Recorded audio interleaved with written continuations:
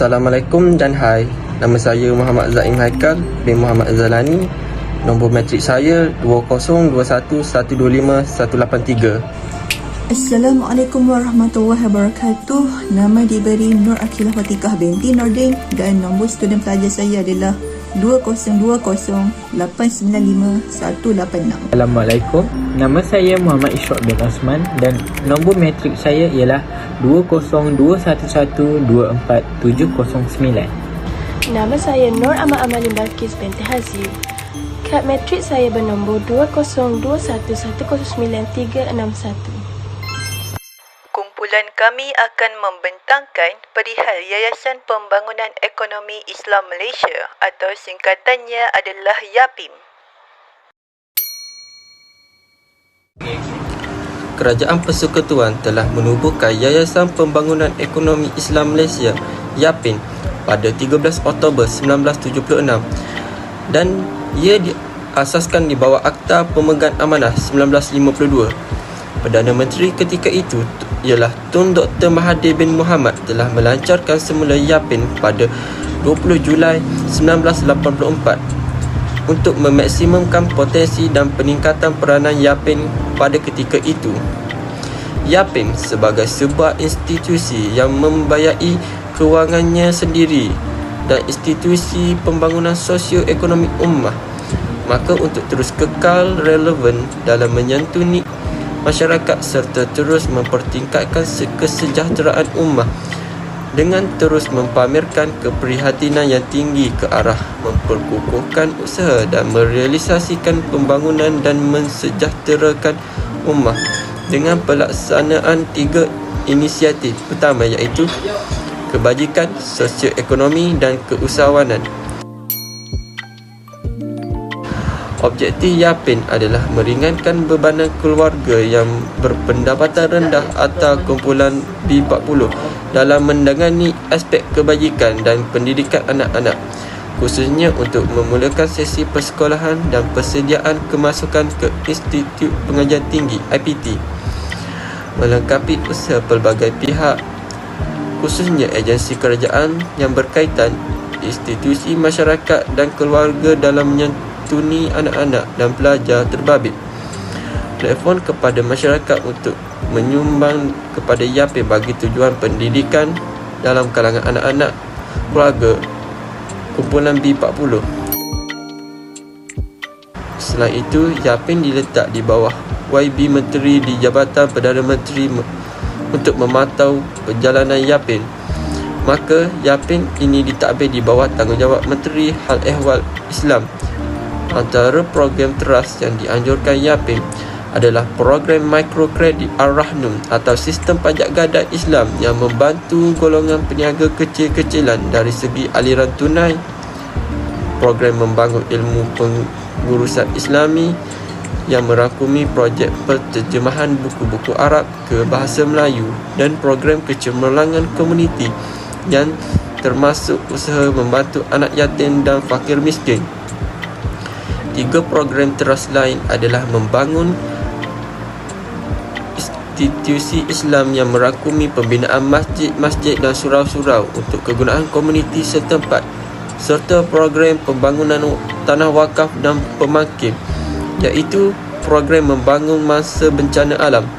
Dari segi sumber kewangan, YAPIM mendapat peruntukan dari kerajaan serta menggalakkan individu, institusi swasta menyumbang sama ada melalui skim potongan gaji atau skim korporat penyayang. Untuk penjawat awam misalnya, kemudahan potongan gaji boleh dibuat setiap bulan dengan potongan serendah RM5. Ianya satu amanah dan tanggungjawab besar kepada mereka yang menguruskan dan juga satu harapan yang tinggi dari penderma dan seluruh umat Islam di negara ini agar kewujudan YAPIM mencapai sasarannya. Sekarang saya akan membentangkan perihal sistem Ar-Rahnum atau pajak gadai dalam Islam. Pertama sekali, apakah maksud pajak gadai? Definisi linguistik bagi pajak gadai ialah cagaran yang diserahkan oleh peminjam kepada pemberi pinjaman dalam tempoh masa tertentu, atau dalam istilah orang awam, kedai pajak gadai memegang barang kemas untuk tempoh masa tertentu dan pemilik barang kemas itu akan memperoleh pinjaman wang.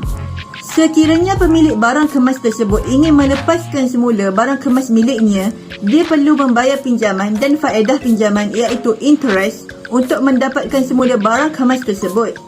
Selain itu, istilah syarak pula untuk pajak gadai ialah rampasan harta dan penggunaannya sebagai cagaran untuk hak untuk dikembalikan daripada harta tersebut. Dalam konsep Ar-Rahnu, barang yang bernilai digunakan sebagai cagaran yang dikaitkan dengan hutang. Jika hutang tidak dapat dijelaskan, hutang tersebut boleh dilunaskan dengan menggunakan atau mencagarkan barang tersebut. Petikan dari Haji Ahmad Fauzi dan Ahmad Tarmizi, 1997. Seterusnya, saya akan menjelaskan serba sedikit latar belakang Ar-Rahnu. Ar-Rahnu ditubuhkan untuk memberi pinjaman atau mudah tunai kepada orang ramai berdasarkan cagaran atau simpanan institusi Ar-Rahnu di bawah sistem syarikat Islam. Di samping itu, ia bertujuan untuk melaksanakan satu lagi rangkaian hal ehwal kewangan Islam sebagai satu cara pembiayaan dan pinjaman dalam kewangan Malaysia dan untuk membantu komuniti yang mempunyai masalah kewangan untuk mendapatkan pinjaman. Dan ia juga bertujuan untuk menghapuskan eksploitasi terhadap golongan miskin. Sistem ini amat berguna untuk setiap masyarakat dan boleh digunakan untuk pelbagai tujuan seperti modal perniagaan dan juga tujuan sara hidup.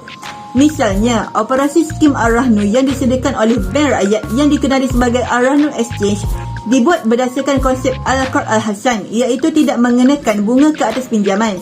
Sebaliknya, hanya mengenakan yuran keselamatan ke atas deposit barang yang disimpan atau upah simpan emas yang dicagar. Selain itu, terdapat banyak syarikat kewangan Islam seperti Yayasan Pembangunan Ekonomi Islam atau YAPIM dan Bank Islam yang menyediakan perkhidmatan pajak gadai Islam yang dipanggil Ar-Rahnu. Antara tujuan utama berniaga melalui program Ar-Rahnu adalah untuk memperkasakan lagi ekonomi ummah dan juga YAPIM sendiri, menjadikannya lebih mampan dan mampu menyumbang kepada pembangunan sosioekonomi masyarakat. Seterusnya, saya akan menceritakan perihal sistem Ar-Rahnu yang disediakan oleh Yayasan Pembangunan Ekonomi Islam ataupun YAPIM. YAPIM terus kukuh dengan konsep At-Tawarruk yang menggantikan konsep yang kini digunakan sebagai transaksi cagaran dalam pelaksanaan program pembiayaan mikro Ar-Rahnu YAPIM. YAPIM telah menjadi peneraju dalam perkhidmatan kewangan mikro Ar-Rahnu sejak tahun 1993 melalui Bank Kerjasama Rakyat Malaysia Berhad iaitu Bank Rakyat dan seterusnya melalui Koperasi YAPIM Berhad iaitu KYB pada tahun 2000. Mulai 7 Februari 2020 bersamaan 16 Jamadil Akhir 1441 hari Jumaat, serentak di semua cawangan Ar-Rahnu YAPIM seluruh Malaysia telah mengaplikasikan konsep At-Tawarruk melalui penawaran produk seperti berikut. Yang pertama, Ar-Rahnu Prestige YAPIM untuk tujuan umum. Yang kedua, Ar-Rahnu Emas YAPIM untuk pemilik produk emas YAPIM Gold. Yang ketiga, Ar-Rahnu Bisnes YAPIM untuk modal perniagaan. Yang keempat, Ar-Rahnu Didik YAPIM bertujuan untuk tunai pendidikan. Yang kelima, Ar-Rahnu Care untuk tujuan ditimpa musibah. Pelaksanaan konsep baru ini adalah berdasarkan pematuhan syariah yang digariskan selaras dengan keputusan Majlis Penasihat Syariah Bank Negara Malaysia MPS-BNM tahun 2018 hingga 2019 dalam polisi dokumen PD Rahnu. Konsep At-Tawarruk ini merupakan dimensi penting kepada perkhidmatan mikrokredit Ar-Rahnu YAPIM yang senantiasa peka dengan perkembangan muamalat Islam dan terus ditambah baik dari semasa ke semasa. Sekian, itu sahaja dari saya.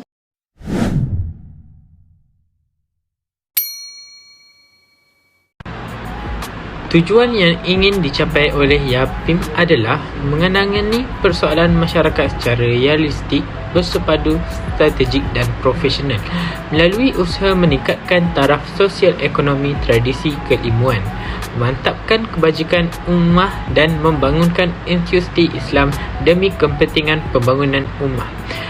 menghidupkan budaya amal jariah dengan menyediakan prasarana yang diyakini untuk masyarakat melaksanakan saidatul jariah melalui pendekatan pengurusan moden, memperkukuhkan asas kekuatan YAPIM melalui usaha memantapkan pengurusan secara menyeluruh meliputi aspek pengurusan keuangan dan pelaburan serta pentadbiran secara umum.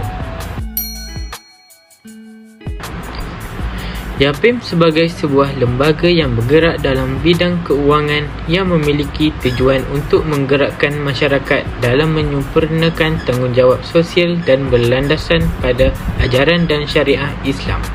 Dalam Islam, anjuran penyusunan sistem ekonomi dalam negara harus berusaha ke arah pencapaian keadilan ekonomi bersama. Kedua-dua unsur itu adalah asas kepada pencapaian perjalanan sistem ekonomi teratur, cekap dan berdaya maju.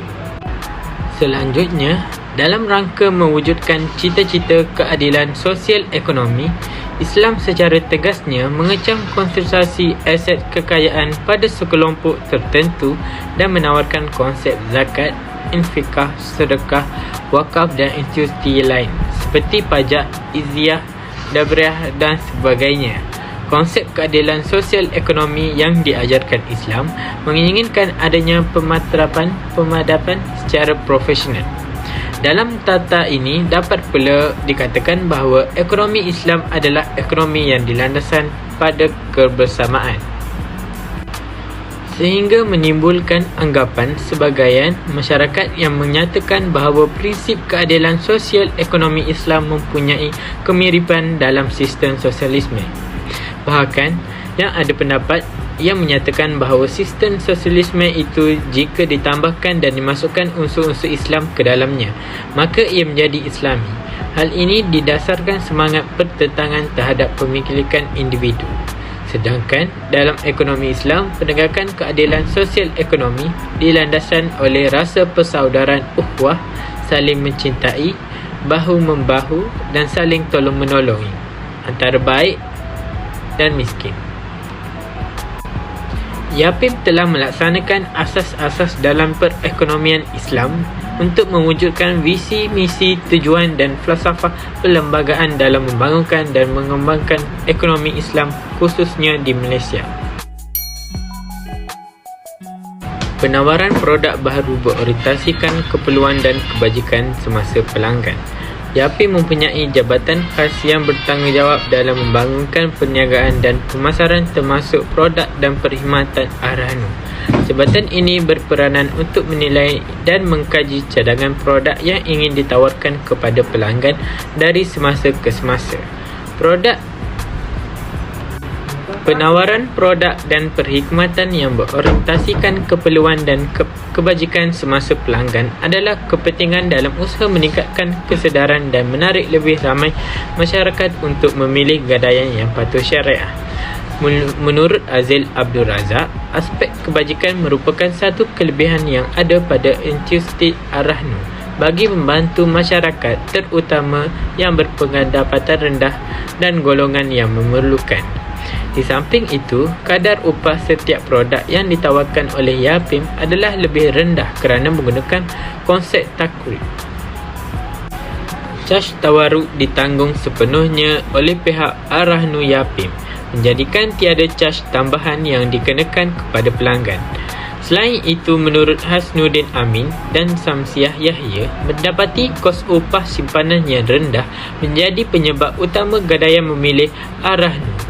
Oleh yang demikian, usaha RANU YAPIM dalam menawarkan produk baharu berasaskan keperluan dan kebajikan semasa. YAPIM memperkukuhkan strategi pemasaran dengan menambah produk sokongan yang lebih futuristik.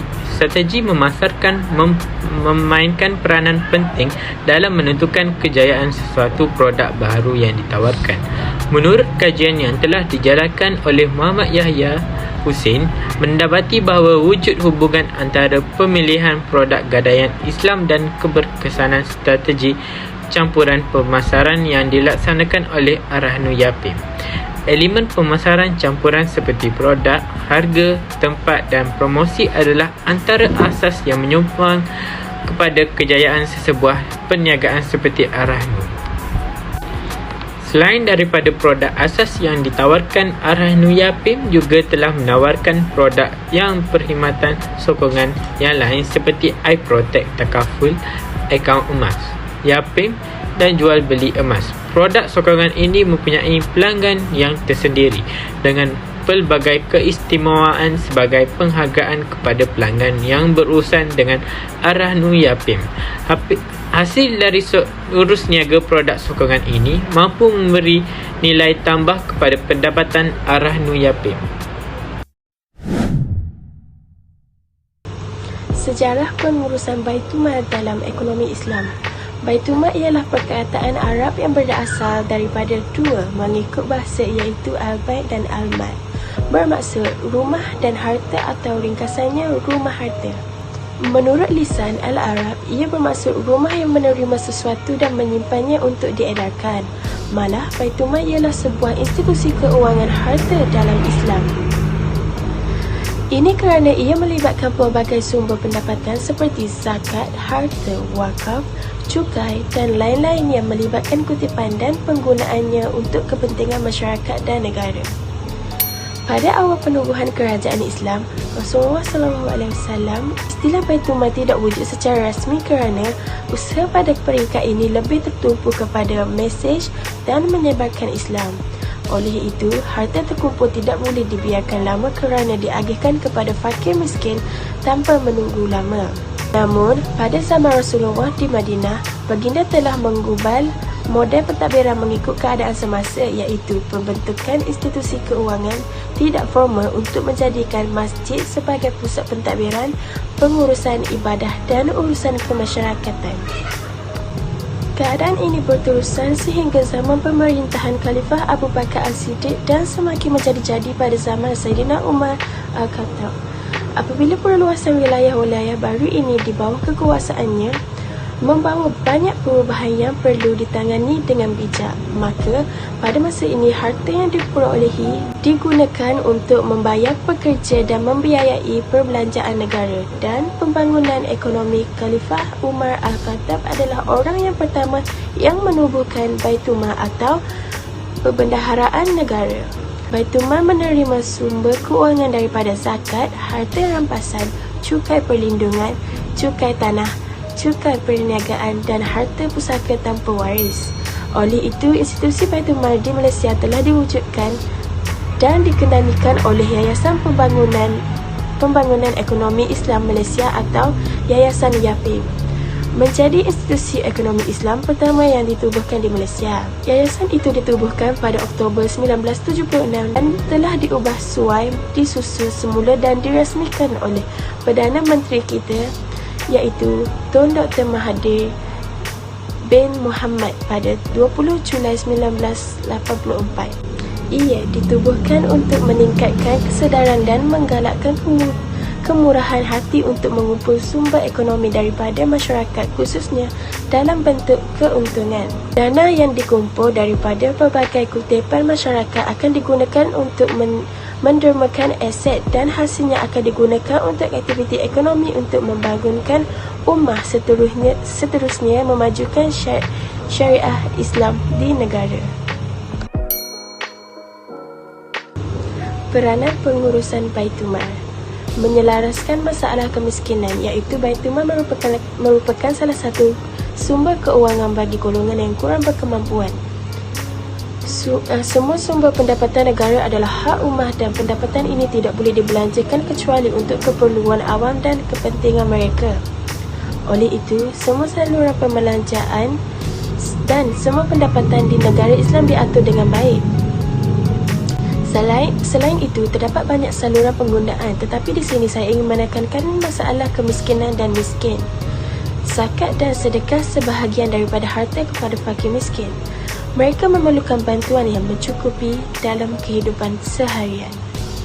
Pada zaman serba moden ini, pemberian ini disediakan oleh pembendaharaan iaitu pampasan daripada zakat masyarakat Islam. Hal ini boleh dikatakan rumah penjagaan dan rumah anak yatim sering dibantu dengan baik. Kesimpulannya, Yayasan Pembangunan Ekonomi Islam Malaysia Yapin telah banyak membantu orang ramai dari segi keuangan dengan memberi banyak bantuan zakat kepada golongan kategori B40, golongan asnaf dan golongan berpendapatan rendah. Selain itu juga, Yapin telah membuka mata rakyat Malaysia untuk mempercayai agensi ini dalam penyimpanan emas dan pembelian emas melalui Yapin, sama dengan tujuan dan objektif mereka, iaitu menangani persoalan masyarakat secara realistik, bersepadu, strategik dan profesional melalui usaha meningkatkan taraf sosioekonomi, mengukuhkan tradisi keilmuan, memantapkan kebajikan ummah dan membangunkan institusi Islam demi kepentingan pembangunan ummah. Ianya satu amanah dan satu tanggungjawab besar kepada mereka yang menguruskannya demi membantu rakyat, dan juga satu harapan yang tinggi dari penderma dan seluruh umat Islam di negara ini agar kewujudan Yapin mencapai sasarannya. Umat Islam di Malaysia perlu bersyukur dengan penubuhan Yapin ini kerana telah banyak membantu mereka yang memerlukan.